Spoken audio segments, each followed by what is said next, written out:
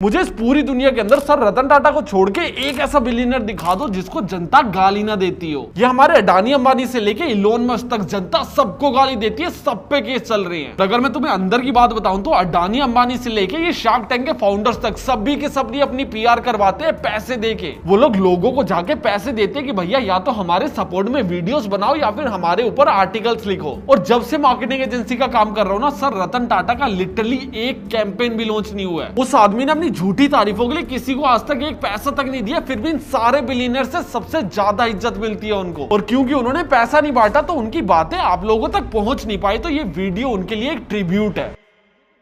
इस वीडियो को ना ही मैं मोनेटाइज करूंगा और इस वीडियो के अंदर कोई भी स्पॉन्सर नहीं है, मतलब मैं इस वीडियो से एक भी पैसा नहीं कमाने वाला हूं। मैं ये वीडियो सिर्फ इसलिए बना रहा हूं क्योंकि मैं सर रतन टाटा को बहुत ज्यादा एडमायर करता था और मैंने उनके बारे में काफी चीजें पढ़ रखी है। मुझे लिखने तक की जरूरत नहीं, मैं डायरेक्टली कैमरा से बात कर सकता हूं। और आजकल के इंस्टाग्राम के नए नए लड़कों को लगता है कि सर रतन टाटा को इतनी इज्जत इसलिए दी जाती है क्योंकि वो काफी पैसा डोनेट कर देते हैं। आज तक रतन टाटा सर ने अपनी पूरी जिंदगी के अंदर $1.2 बिलियन डोनेट करे हैं और वहीं दूसरी साइड $55 बिलियन डोनेट करे वॉरेन बफेट सर ने, फिर भी ज्यादा इज्जत रतन टाटा सर की है। जो भी लोग उनके साथ रहे हैं ना, उनको एक चीज पता है कि वो आदमी खुददार बहुत था, जो चीज बोल दी मतलब बोल दी। बचपन में ना हम लोग ऐसे चंदा इकट्ठा करके स्टेज के ऊपर रामलीला किया करते थे और उसके अंदर से ना मुझे आज भी राम का एक डायलॉग याद है। जब उनके पिता उनको वनवास दे देते हैं ना तो उनकी फैमिली आगे बोलती है कि भैया वनवास के लिए मना कर दो, क्यों जा रहे हो। तो उनका एक डायलॉग था कि रघुकुल रीत सदा चली आई, प्राण जाए पर वचन ना जाए, मतलब जो एक बार मुंह से निकल गया मतलब पूरा करके हटना है। ऐसे ही same scenario Ratan Tata sir का भी था और तभी उन्होंने आज तक शादी भी नहीं की थी। इनको ना एक बार इंग्लैंड में किसी से प्यार हो गया था और इन्होंने उसको जाके प्रॉमिस कर दिया था अगर मैं शादी करूंगा तो तुम्ही से करूंगा, और करने भी वाले थे। बट इनकी शादी से कुछ टाइम पहले इनकी मदर की तबीयत खराब हो गई थी तो इनको इंग्लैंड छोड़ के इंडिया आना पड़ा था। और जब ये इंडिया आए तो उस लड़की ने किसी और से शादी कर ली थी और क्योंकि इन्होंने उनको प्रॉमिस कर रखा था कि अगर मैं शादी करूंगा तो सिर्फ तुम्हारे साथ ही करूंगा, और उसके बाद इन्होंने कभी शादी ही नहीं की। मैंने रेगुलरली सर के बारे में पढ़ता रहता था क्योंकि हम दोनों के विचार बहुत अलग है और मुझे वो पढ़ने में मजा बहुत आता था। मेरे लिए बहुत क्लियर है कि भैया धंधा ही धर्म है और उनके लिए धंधे से पहले उनका देश है। 26/11 में ताज होटल में क्या हुआ था हम सबको याद होगा। उस पूरी घटना के बाद सरकार ने ऐलान किया था कि जिस जिस बंदे की मौत हुई है उसकी फैमिली को कंपनसेशन दिया जाएगा और जिस जिस बंदे को चोट भी आई है उसको भी कंपनसेशन दिया जाएगा। और उस बात को 24 साल हो चुके और कुछ लोगों को कंपनसेशन तो आज भी नहीं मिला है। बट रतन टाटा सर का ऐसा नहीं था, उनके होटल के ऊपर अटैक हुआ था और उन्होंने पूरी की पूरी रिस्पॉन्सिबिलिटी ली थी, जबकि लेना बनता भी नहीं था।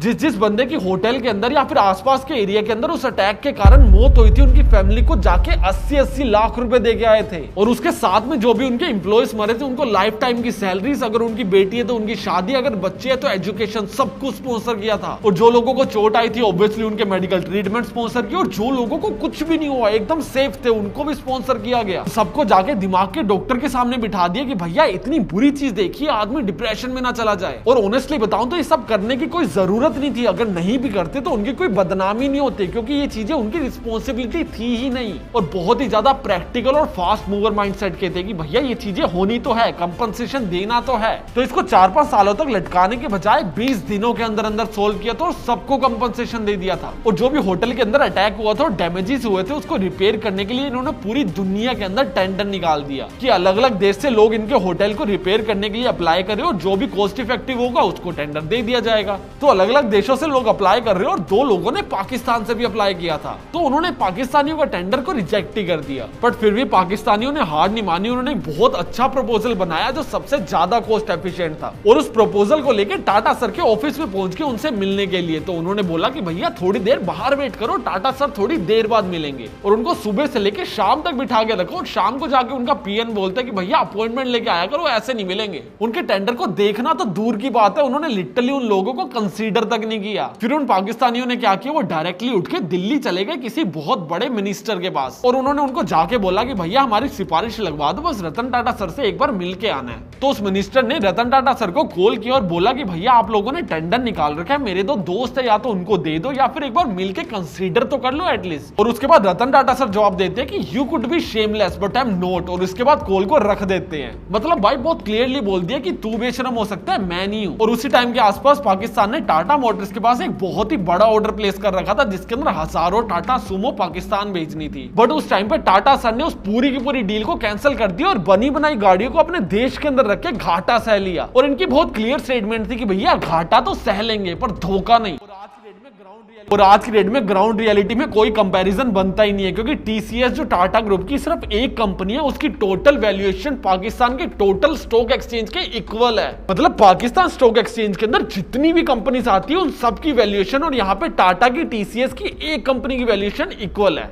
रतन टाटा सर की ना एक लाइन है कि अगर लाइफ के अंदर बहुत तेज चलना चाहते हो ना तो हमेशा अकेले चलो, और अगर बहुत दूर तक चलना चाहते हो तो हमेशा लोगों के साथ चलो। अभी 2017 की बात है, इनकी कंपनी के अंदर ना स्ट्राइक शुरू हो गई थी। इनकी लेबर बोल रही थी कि भैया हमें बोनस दो, और रतन टाटा सर की मैनेजमेंट बोल रही थी कि भैया तुम्हारा तो बनता ही नहीं है। और अभी क्योंकि फेस रतन टाटा सर है कंपनी के, तो सारे के सारे उनके बारे में बुरा बोल रहे थे। और 2017 में रतन टाटा सर किसी भी कंपनी के सीईओ थे भी नहीं, उन्होंने 2012 में छोड़ दी थी। फिर भी वो अपनी कंपनी के अंदर लेबर से मिलने गए और जाके उनके पास जमीन पे बैठ गए। लेबर कह रही है कि भैया हमको बोनस दो, तो वहीं पे जमीन पे बैठे हुए अपनी मैनेजमेंट से लड़ाई कर रहे हैं लोगों के लिए कि भैया इनको बोनस दे दो। मैनेजमेंट रतन टाटा सर से रिक्वेस्ट कर रही है कि सर हम एक अलग आइडेंटिटी है, अब हमें अपनी मर्जी से काम करने दीजिए। बट रतन टाटा सर वहीं बैठ के उनसे लड़ाइयां कर रहे हैं कि भैया मुझे नहीं पता, लेबर को आज की आज बोनस मिलना चाहिए। और ये सारी चीजें देख के ना लेबर का दिमाग घूम गया। दिल भी लाइक कि भैया अब तो बोनस चाहिए भी नहीं है, रतन टाटा सर आके हमारे साथ बैठे, हमें बोनस चाहिए ही नहीं है अब। बट स्टिल उनको थोड़े बहुत पर्क्स दिए गए थे और उनकी सैलरी के अंदर लंच को ऐड कर दिया था। सोचो जो लेबर 10,000 का मिनिमम बोनस मांग रही थी, वो रतन टाटा सर के आने के बाद लिटरली एक लंच में मान गई।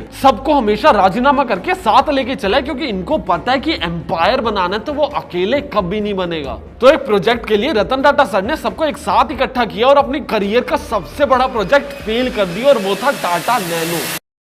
पहले नैनो का प्लांट लगाने के लिए कोलकाता चले गए और वहां की ममता बनर्जी की वजह से वहां पे स्ट्राइक्स हो गई, जिसको मैंने पूरी तरह से इस वीडियो के अंदर एक्सप्लेन कर रखा है। उसके बाद पूरा का पूरा प्रोजेक्ट बीच में रुक गया। उसके बाद मोदी जी ने एंट्री ली और देल भी लाइक कि भैया हम प्रॉपर्टी देते हैं, आप काम करना चालू करो। पूरे के पूरे प्रोजेक्ट को रीस्टार्ट किया गया, फिर लॉन्च किया गया, और जब लॉन्च हुआ तो लोग उस गाड़ी को ना ही खरीदना चाहते, और जो लोग खरीद रहे हैं उनकी गाड़ियां जल रही है। जिन लोगों ने भी टाटा नैनो खरीदी थी उनमें से काफी लोगों की खड़ी गाड़ियों के अंदर आग लग जा रही थी। और इस इंसिडेंट के बाद पूरे देश के अंदर आपका नाम खराब हो चुका है, पॉलिटिशियन आपके नाम पे तमाशा कर रहे हो और वोट बटोर रहे हैं, तो आप क्या करोगे? डिप्रेशन में जाओगे या फिर अकेले में बैठ के एंजाइटी की गोलियां खाओगे? इन्होंने अलग ही काम कर दिया। इन्होंने कंपनी में रूल बना दिया कि आज से हम लोग फेलियर्स को सेलिब्रेट करेंगे। रतन टाटा सर बोलते हैं कि लोहे को कोई भी खत्म नहीं कर सकता सिवाय जंग के, और ऐसा इंसान का दिमाग भी होता है। इंसान को कोई नहीं खत्म कर सकता सिवाय उसके दिमाग के। उन्होंने इस चीज को समझा कि भाई फेल होने के डर से ना आप लोग काम करना बंद कर देते हो, जो सबसे बड़ा फेलियर है। इनको लगा कि ऐसा इनकी कंपनी के अंदर भी होता होगा कि लोग काम करने से पहले डरते होंगे, जिससे सक्सेस बहुत दूर छूट जाएगी। तो इन्होंने ओपनली आके बोला कि भैया छोटी छोटी गलतियां करो, जो महीने के एंड में सबसे ज्यादा गलतियां करेगा ना हम लोग उसको सेलिब्रेट करेंगे। मतलब अगर आप लोग किसी नए प्रोजेक्ट के ऊपर काम कर रहे हो और वो सक्सेसफुल हो गया तो आपको पार्टी मिलेगी, और अगर गलती से किसी कारण की वजह से ना हो पाया तब भी पार्टी मिलेगी। इनकी एक बहुत बेसिक सी थ्योरी थी कि भैया जितनी जल्दी फेल करेंगे उतनी ही तेजी से आगे भी बढ़ेंगे, तभी आज इनके पास 100 से ज्यादा कंपनी है।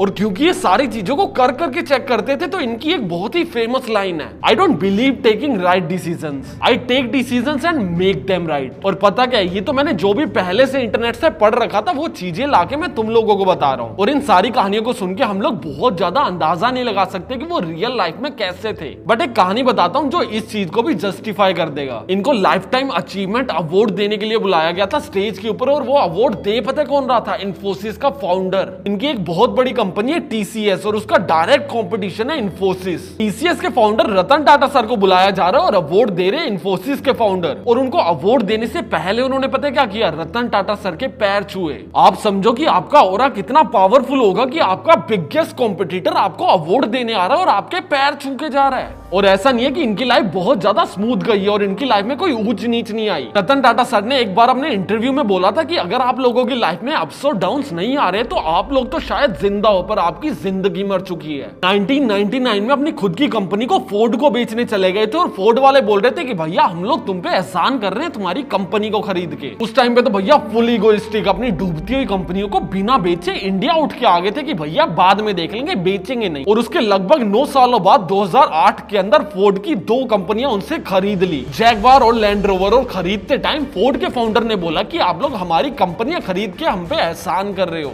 उनका पूरा बिजनेस बिजनेस माइंडसेट था, उनको सब पता था कि कहां पे किस तरह से कमाना और कहां पे भूख को हटा के दुनिया के बारे में सोचना है। अगर आप लोग उनको इसलिए पसंद करते हो क्योंकि शायद उन्होंने डोनेशंस बहुत किए हैं तो अच्छी बात है, बट अगर आप लोग सिर्फ उनको इसलिए पसंद करते हो क्योंकि उन्होंने डोनेशन बहुत किए तो गलत बात है। वो आदमी की सोच, एथिक्स आप लोगों को ये चीज सिखाती है कि दुनिया में आपको चलना कैसे चाहिए। कितने सारे ऐसे बिलियनियर हैं जिन्होंने दबा के पैसा कमाया, इनको भी पैसा कमाना आता था, इतने गट्स से कि पैसा कमाया जा सके, पर पैसा कमाते टाइम इनको ये चीज भी पता थी कि साला रुकना किधर है। पैसे से पैसा ना बना के इन्होंने एक इनफ पैसा कमाया, एक एम्पायर को जचाया और उससे दुनिया और समाज का भला किया। और इस वीडियो को मैं उनकी एक लास्ट लाइन के साथ खत्म करना चाहूंगा।